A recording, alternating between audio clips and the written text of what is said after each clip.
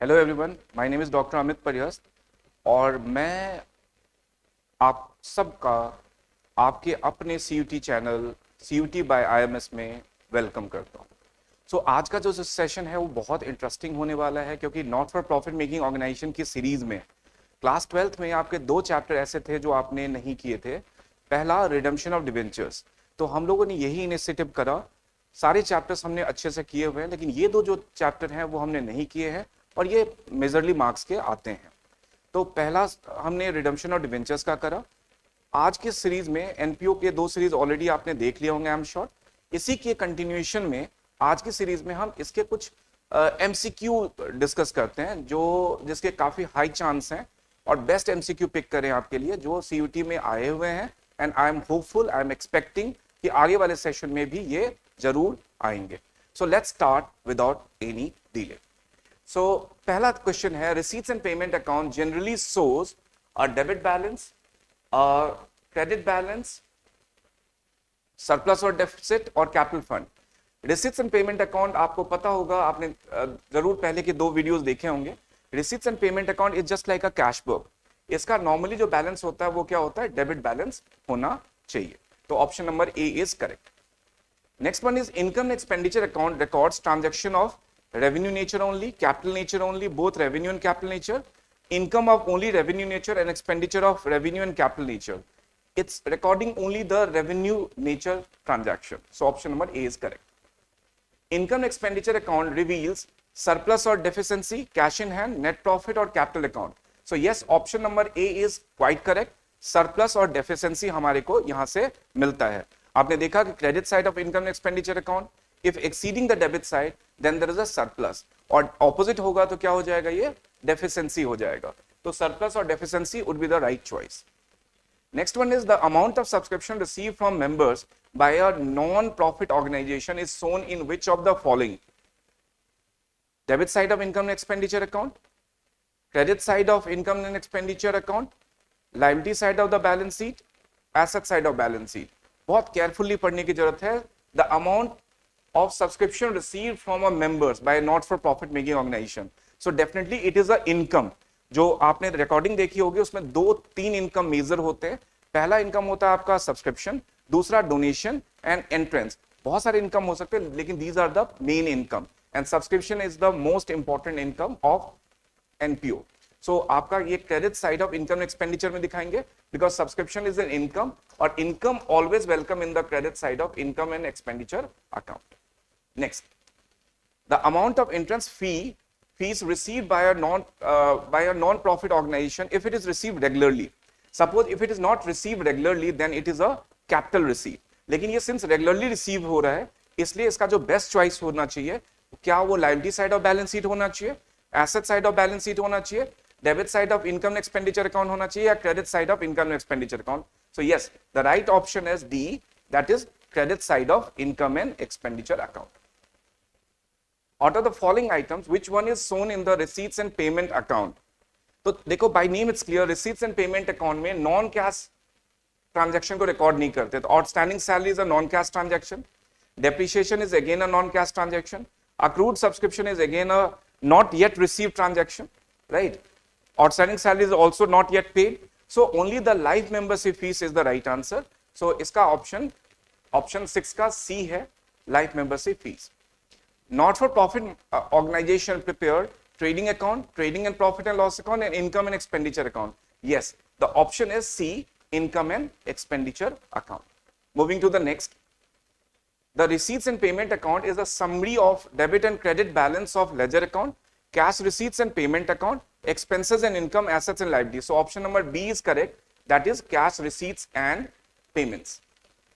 Receipts and payment account is a personal account, real account, nominal account, real and nominal account both. बच्चों ये question बहुत important है। CUT के जो 3 session इससे पहले हो चुके हैं, हर सेशन में आपने देखा होगा और कि ये बेसिकली एक प्राइमरीली क्वेश्चन होता है कि इसका नेचर क्या है। नेचर जब भी क्वेश्चन आए तो आपको ये नहीं बताना है कि इसका मॉडर्न अप्रोच से ओनर्स कैपिटल है, रेवेन्यू है, लायबिलिटीज है, एक्सपेंसेस है या एसेट्स है। जब भी ये नेचर पूछा जाए किसी अकाउंट्स का तो you always have to answer in a traditional approach. So whether it is a personal account, real account or nominal account, तो जैसे रिसीट्स एंड पेमेंट अकाउंट मैंने बताया, it is similar to your cash book, इसके बहुत सारे rules cash book की तरह मिलते हैं। तो ये आपका रियल अकाउंट है because it records all the cash inflows and outflows in receipts and payment accounts. So option number D is quite correct. Income expenditure account क्या होता है? तो इनकम एक्सपेंडिचर एक्सपेंसेस और इनकम को रिकॉर्ड करता है। तो yes, it is a nominal account. तो सी ऑप्शन इज करेक्ट, ये एक नॉमिनल अकाउंट है। Next one is credit side of balance in income expenditure account reveals excess of cash receipts over payment, excess of cash payment over receipts, excess of expenditure over income, excess of income over expenditure. इसको देखिए credit side of balance बोला है, बहुत simple है। Income expenditure account एक nominal account होता है, आपने अभी पढ़ा, पिछले वाले क्वेश्चन में मैंने लिया था।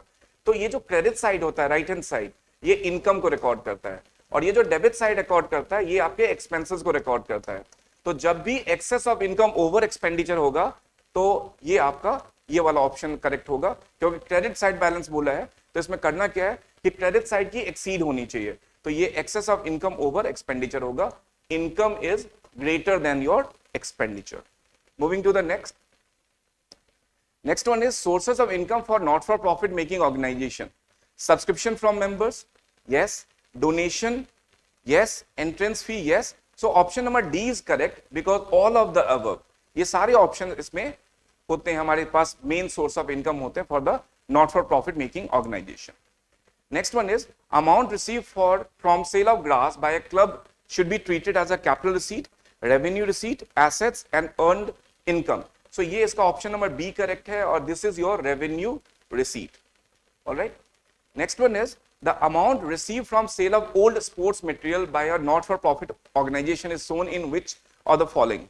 Debit side of income and expenditure account, liability side of balance sheet, credit side of income and expenditure account, asset side. So it is an income and hence the option number C is correct. बच्चों ये जो sale of old sports material है, so there is a difference between the sports material and sports equipment. Sports equipment जब भी हम sell करते हैं तो this is a capital receipt, लेकिन जब भी आप sports material को sell करते हैं this is a revenue receipt.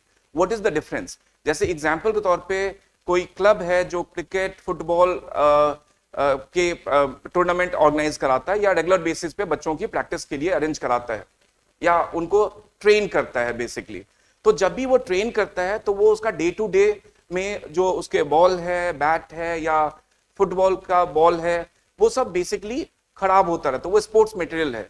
तो रेगुलर बेसिस पे वो परचेज करता है, और कुछ सपोज वो सेल कर सकता है एट सम प्राइस, तो वो उसके लिए रेगुलर बेसिस का इनकम हो सकता है। लेकिन स्पोर्ट्स इक्विपमेंट का मतलब है, जैसे एग्जांपल के तौर पर बिलियर्ड टेबल, जैसे आप जिम में जाते हो और जिम में जो बड़े बड़े इक्विपमेंट होते हैं, ऐसा नहीं हो कि एक साल में ही एग्जॉस्ट हो जाते, it is continued for may be 10 years, 15 years और मोर देन दैट। तो वो आपके लिए एक एसेट हो सकता है। तो जब भी आप एसेट्स, जिसको मैंने स्पोर्ट्स इक्विपमेंट का नाम दिया है, इसको आप सेल करेंगे तो बेसिकली ये आपका कैपिटल रिसीट है। लेकिन स्पोर्ट्स मटेरियल की मैं बात जहां तक करूं, तो स्पोर्ट्स मटेरियल बच्चों आपके लिए एक रेवेन्यू रिसीट का अच्छा एग्जांपल हो सकता है। सो इसमें हमें sale of old sports material बोला है, yes it is an income and hence it could be considered into the income side of income and expenditure account. If there is a match fund then match expenses and income are transfer to. मैंने बताया था कुछ fund दो तरह के होते हैं, एक रेस्ट्रिक्टेड फंड होता है और एक अनरेस्ट्रिक्टेड फंड होता है। आप जरूर से पिछले दो जो वीडियोस मैंने शेयर करे हैं डेफिनेटली उसको देखिएगा, और इसी चैनल पे CUT by IMS, CUT IMS करके चैनल है यूट्यूब का, आपका अपना चैनल है, जरूर देखें इसको। इसमें मैंने एक्सप्लेन किया हुआ है फंड बेसिस के दो बेसिस होते हैं, एक होता है रेस्ट्रिक्टेड फंड और एक होता है अनरेस्ट्रिक्टेड फंड। रेस्ट्रिक्टेड फंड को हम स्पेसिफिक फंड भी बोलते हैं एंड अनरेस्ट्रिक्टेड फंड को हम जनरल फंड भी बोलते हैं। तो दोनों स्पेसिफिक हो या जनरल फंड हो, it could be a capital receipt and hence it should be shown in the liability side of balance sheet. But एक मेजर डिफरेंस है, जनरल फंड से जो भी इनकम जनरेट होता है उसको हम रेगुलर इनकम मानते हैं and hence it should be shown in the income side of income and expenditure account. But as far as the specific fund are concerned, उसमें कोई भी इनकम जनरेट होती है तो उसको हम स्पेसिफिक इनकम या income related to that fund मानते हैं and hence it should be added to the given funds. तो जैसे मैच फंड है, तो देखिए ये फंड तो है लेकिन ये स्पेसिफिक क्यों है, बिकॉज मैच के लिए ही only fund can be utilise. So इसको क्या करेंगे, मैच फंड में ये मैच एक्सपेंसेस को क्या करेंगे, माइनस कर देंगे। और मैच फंड कहां दिखाएंगे, फंड जो भी होता है लायबिलिटी साइड में कैपिटल रिसीट है, तो liability side of balance sheet में हम इसको दिखाएंगे. So yes, option number C is quite correct. Moving to the next. Subscription received in advance during the current year is. देखिए मैंने सब्सक्रिप्शन के लिए बहुत अच्छे से आपको समझाया हुआ है, एक बार मैं और भी आपको बताना चाहता हूं. तो मैंने इसमें तीन तरीके से बताए जाते हैं. पहला है इक्वेशन, दूसरा है स्टेटमेंट और तीसरा है अकाउंट फॉर्म में. जब भी आप इस तरह के एप्टीट्यूड बेस्ड एग्जाम की तैयारी करते हैं जिसमें आपको एमसीक्यू बेस्ड क्वेश्चंस आते हैं, तो उसमें आपको हर टाइम ये इक्वेशन बेस्ड करना, ये फास्ट करता है. तो जैसे देखो S इक्वल्स टू, ये मैंने सिखाया हुआ है, वैसे मैं थोड़ा सा रिवाइज करा देता हूं. S equals to SR plus OS2 plus AS1 minus OS1 minus AS2. इसको पॉज करके एक बार जरूर लिख लें क्योंकि अपकमिंग जो क्वेश्चंस हैं इस पे भी आए हुए हैं और इसके ऊपर भी मैं समझाऊंगा. देखो जहां 1 का मतलब क्या होता है, 1 is related to the previous year, तो 2 must be related to the current year. इसको हम ओपनिंग ईयर बैलेंस बोल सकते हैं, तो इसको हम क्लोजिंग ईयर या करंट ईयर बैलेंस बोल सकते हैं. एस का मतलब होता है टोटल सब्सक्रिप्शन रिसीव. SR का मतलब होता है subscription receive during the current year. OS का मतलब है आउटस्टैंडिंग सब्सक्रिप्शन. AS का मतलब है एडवांस सब्सक्रिप्शन. जहां मैंने 2 यूज करा है ये करंट ईयर के लिए है, जहां मैंने 1 यूज करा है ये प्रीवियस ईयर के लिए है. तो इसका ये इंफॉर्मेशन होता है. अब आप ध्यान रखें कि इसमें आउटस्टैंडिंग सब्सक्रिप्शन, आपने पढ़ा होगा कि सब्सक्रिप्शन एक सोर्स ऑफ इनकम है, तो इसके लिए हम आउटस्टैंडिंग टर्म क्यों यूज कर रहे हैं. हम इसके लिए बेसिकली आउटस्टैंडिंग की जगह हम अक्रूड क्यों नहीं यूज कर रहे और प्री रिसीव्ड की जगह प्रीपेड क्यों नहीं यूज कर रहे, right. So sorry, pre received क्यों नहीं यूज कर रहे. तो बेसिकली बड़ा सिंपल सा कंडीशन है, उसकी जगह हम एडवांस क्यों यूज कर रहे हैं. बड़ा सिंपल सा कंडीशन है. आप जब रिकॉर्डिंग चेक करेंगे तो उसमें देखेंगे कि मैंने बताया हुआ कि there are 2 funds of accounting. 2 तरह के फंड से बिजनेस चलता है. पहला होता है फंड बेस्ड अकाउंटिंग, दूसरा होता है नॉन फंड बेस्ड अकाउंटिंग. तो जब भी हम not for profit making organisation की बात करते हैं तो we always create a fund. हम फंड क्रिएट करते हैं. That is the reason why it is a compulsory to pay. इसलिए हम इनकम के लिए भी आउटस्टैंडिंग टर्म यूज करते हैं. ये बहुत इंपॉर्टेंट है, बहुत बच्चों के इस चीज में डाउट आता है. Now come to the point. Subscription received in advance during the year, current year. ठीक है, तो ये आपके लिए क्या हो सकता है, आपने एडवांस में रिसीव करा ड्यूरिंग द करंट ईयर. तो ये जो एडवांस टर्म है आपने करंट ईयर में रिसीव करा, लेकिन ये नेक्स्ट ईयर का इनकम होगा. Am I correct? Whatever advance income you have received that can be used for the next year. So next year के लिए आपका इनकम होगा, नेक्स्ट ईयर की इनकम, लेकिन आपने रिसीव कब करा, करंट ईयर में. तो it must be your liabilities. तो इसका option number C is the absolutely correct answer. Next है subscription received in cash during the year amounted to 40,000. मैंने इसलिए आपको ये थोड़ा सा फॉर्मूला रिविजिट करा दिया, ये क्वेश्चन इसी पे बनने वाला है. देखिए subscription received in cash during the year, इसका मतलब है कि हमारे पास ये SR दिया हुआ है और SR का वैल्यू दिया हुआ है 40,000 का. मैं साथ के साथ फॉर्मूला भी लिखता जाता हूँ, इसकी वैल्यू भी लिखता जाता हूँ. इसका फॉर्मूला आपको ये ध्यान में रखना है, advance subscription in the beginning minus outstanding subscription in the beginning minus advance subscription at the and. ठीक है, इसका भी लॉजिक ये होता है कि बेसिकली हम अक्रूवल सिस्टम फॉलो करते हैं. अक्रूवल सिस्टम में टाइम लिमिट के हिसाब से हम करते हैं. कोई भी इनकम या एक्सपेंसेस प्रीवियस ईयर या नेक्स्ट ईयर से बिलोंग करते हैं उसको हम रिड्यूस कर देते हैं, डिडक्ट कर देते हैं. तो देखिए 40,000 का है subscription outstanding at the end of the previous year. So ये प्रीवियस ईयर का OS1 है. तो इसको क्या करने वाले हम, यहां मैं लिख लेता हूं, ये OS1 का है और इसको 1500 से हम क्या करने वाले हैं, माइनस करने वाले हैं. And outstanding at the end of the current year, तो ये OS2 है, तो इसको मैं 2,000 रुपए से यहाँ प्लस करने वाला हूँ. नेक्स्ट है subscription received in advance for next year, ये हमारा AS2 है, नेक्स्ट ईयर के लिए रिसीव कर रहे हैं.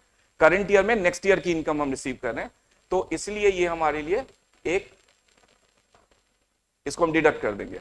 सो आप देखें कि 42,000 आप ऐड कर रहे हैं और 2300 आप सब्ट्रैक्ट करें. 42,000 में से 23 आप 100 सब्ट्रैक्ट करें. So the answer would be 39,700.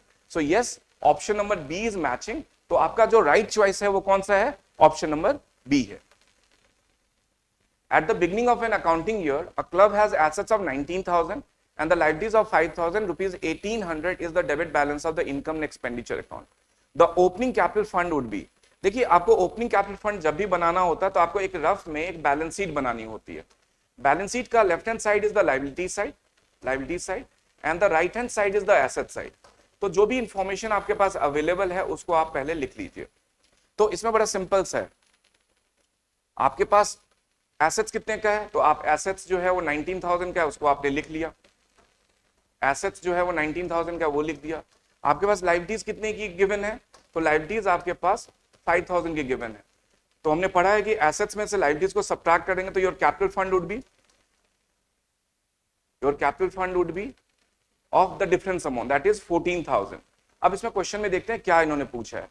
18,000 is the debit balance of the income and expenditure account, the opening capital fund is. तो देखिए जो ये 1800 है, तो बच्चे सोचते हैं कि ये कैपिटल फंड से हम रिड्यूस कर देंगे, नहीं, ये आपने ड्यूरिंग द ईयर, ये हमारा लॉस है, तो this must be shown in the closing balance sheet, not in the opening balance sheet. So yes, इसका जो इस 1800 है, okay, 1800 debit balance of the income, okay I am sorry, ये 1800 इसी से कनेक्टेड है, ठीक है। तो 14,000 का हमारा कैपिटल फंड तो निकल गया, इसमें बोला नहीं है कहीं भी कि 1800 is the debit balance of the current year, तो आई एज्यूम कि ये प्रीवियस ईयर का है।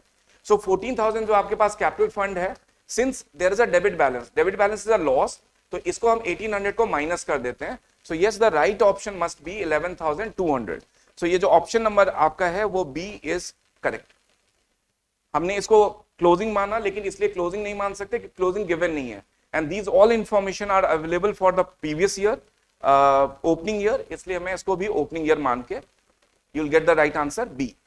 Moving to the next, the opening balance of prize fund of a sports club rupees 6,400, further donation towards this fund received during the accounting year amounted to rupees 4,300. During the year, rupees 3,500 was spent on prizes and rupees 400 was received as interest on investment of the prize fund. तो मैंने इसमें बताया हुआ है आप लोगों को, मैं एक बार फिर से रिपीट कर देता हूं। ये बैलेंस शीट बनेगा, इसमें जो भी, ये left hand side is the liability side and right hand side is the asset side. तो आपके पास प्राइज फंड कितने का दिया हुआ है, prize fund is given for rupees 6,400, ठीक है। इसमें कोई भी इनकम होगी, फर्दर डोनेशन आपने रिसीव करा है, जो कोई फर्दर इनकम होगी that's need to be added. So donation on prize fund is an additional income for this and hence it should be added. So 4,300 आपने ऐड कर दिया।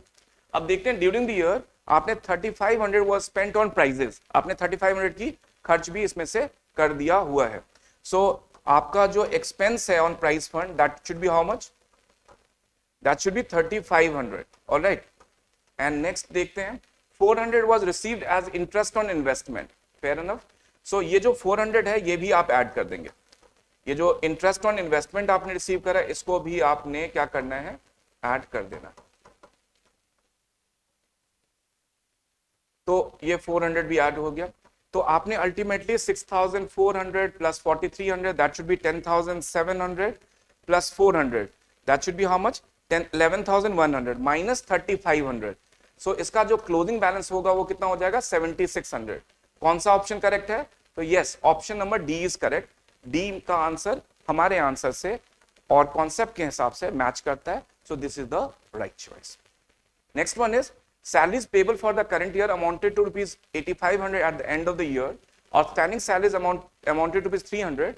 Salaries paid in advance last year pertaining to the current year amounted to rupees 500. Prepaid salary for the next year amounted to rupees 250. Total amount paid for salaries.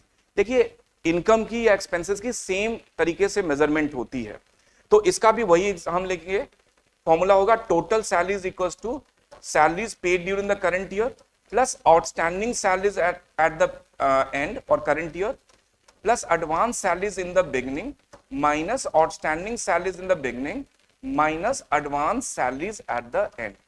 तो आपको total salary निकालना है, कैसे निकालेंगे, इस फॉर्मूले की तरह निकाल सकते हैं।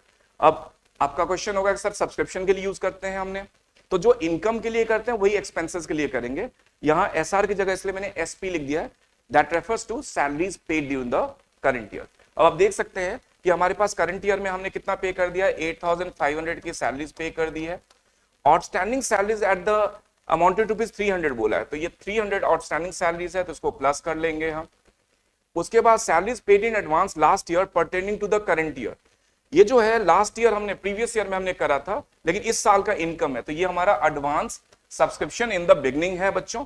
तो advance subscription in the beginning जो है हमारे पास वो कितने का दिया हुआ, 500 रुपीज का, तो इसको भी हम ऐड कर लेंगे।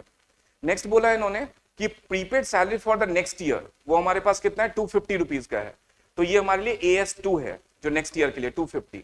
तो आप इसको सम अप कर लें, तो ये कितना होगा 85 9 9300 9300 माइनस 9300 माइनस 250।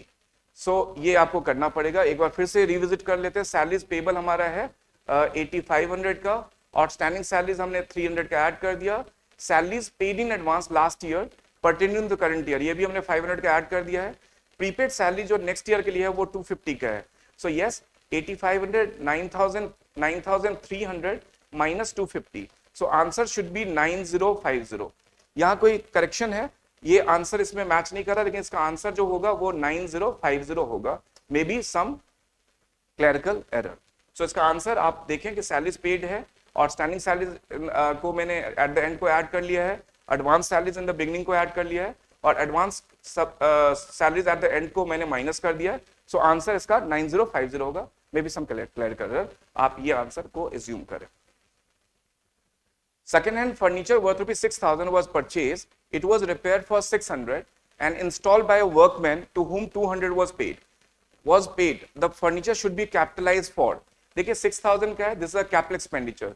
इसमें हमने रिपेयर कितने का करा है 600 का, वर्कमैन को कितना दिया हमने 200, तो 6000 प्लस 600 प्लस 200, क्योंकि कैपिटल एक्सपेंडिचर में सारी वैल्यूज को हम सम अप कर लेते हैं। So yes the option number B is 100% correct. Subscription received in 2016-17, तो ये हमारा करंट ईयर है, amounting to rupees 26,000, which rupees 5,000 relate to the previous year and 3,000 relate to the next year, and rupees 5,000 is still receivable for 2016-17. then income for, वही formula use करेंगे जो formula मैंने आपको सिखाया हुआ है। 2-3 बार प्रैक्टिस से यह फॉर्मूला आपको फिंगर टिप्स पे आ जाएगा। So S equals to SR plus OS2 plus AS1 minus OS1 minus AS2 वाला जो फॉर्मूला अपना है वो बहुत बेहतरीन फॉर्मूला है। इसके पे इक्वेशन पे आपका आंसर इजीली बहुत जल्दी आता है। तो देखिए SR आपके पास कितना है 26,000 का है, ठीक है, और आपके पास जो और इंफॉर्मेशन में दिया हुआ है वो क्या दिया हुआ है कि ये जो 5,000 है ये प्रीवियस ईयर का है, मतलब आउटस्टैंडिंग इन द बिगनिंग है। तो on that ground 5,000 should be subtracted on account of outstanding subscription in the beginning, और जो 17-18 का है 5,000 ये नेक्स्ट ईयर का है। तो I consider this as a advance subscription at the end, और कोइंसिडेंटली इसकी जो वैल्यू है अच्छा अलग है, ठीक है, इसकी वैल्यू 3,000 की है। तो 3,000 हमने यहां कर लिया, और यहां बोला इन्होंने इसके बाद कि एंड रुपीज 5,000 स्टिल रिसीवेबल, मतलब करंट ईयर का ही जो रिसीवेबल है तो वो हमारे लिए आउटस्टैंडिंग है, सब्सक्रिप्शन एट द एंड है 5,000 का। तो आप देखें कि 31,000 आपने ऐड करा और 8,000 आपने माइनस करा। सो इसका जो नेट वैल्यू है वो 23,000 का है। तो डी ऑप्शन राइट चॉइस इस क्वेश्चन के लिए होगा। Next, subscription receive from members is to be accounted on. जो सब्सक्रिप्शन हम मेंबर से रिसीव करते हैं वो कहां लिखते हैं? क्या ये asset side of balance sheet होगा, या क्या ये credit side of income and expenditure account होगा, क्या ये debit side of receipts and payment account होगा, या credit side of receipts and payment account होगा? बहुत सिंपल सी चीज है, ये credit side of income and expenditure account होगा। So option number B is correct. Next one is subscription received in cash during the year amounted to rupees 5,000 55,000. Same question. Subscription outstanding at the previous year. तो ये हमारे लिए क्या हो जाएगा? ये हमारे लिए outstanding subscription in the beginning है। ये हमारे लिए क्या हो जाएगा बच्चों? SR subscription received during the current year है। And outstanding at the end of the current year was rupees 2,000. तो ये हमारे लिए क्या है? Outstanding subscription at the end है, right? और इसके बाद subscription received in advance for next year. Next year. तो ये हमारे लिए क्या हो गया? Advance subscription at the end है। नाउ अप्लाइंग आवर फॉर्मूला हम क्या कर सकते हैं? S equals to SR plus OS2 plus AS1 minus OS1 minus AS2 वाला फॉर्मूला हम अप्लाई कर सकते हैं। तो इसमें हम देखें कि हमारे पास SR कितने का है? हमारे पास SR जो है वो 55,000 का है। आउटस्टैंडिंग सब्सक्रिप्शन जो हमारे पास गिवन है वो 2,000 रुपीज का गिवन है, इसको हमने प्लस कर लिया, ठीक है। हमारे पास outstanding subscription in the beginning है बच्चों वो 1,500 का है, और advance subscription at the end जो है वो हमारे पास 1,800 का है। अगेन आई चेक, हमने subscription receive during the current year ले लिया, हमने outstanding subscription in the beginning को माइनस कर दिया, हमने outstanding subscription at the end को प्लस कर लिया, और हमने advance subscription in the advance subscription for the next year, advance subscription at the end को भी माइनस कर दिया है। तो टोटल 57,000 में से आपको 3300 माइनस करना है। सो 57,000 में से 3300 जब माइनस करते हैं तो इसका आंसर जो होगा वो आपका 53,700 का आंसर होगा। So option number C is the right option for this. Thank you so much बच्चों।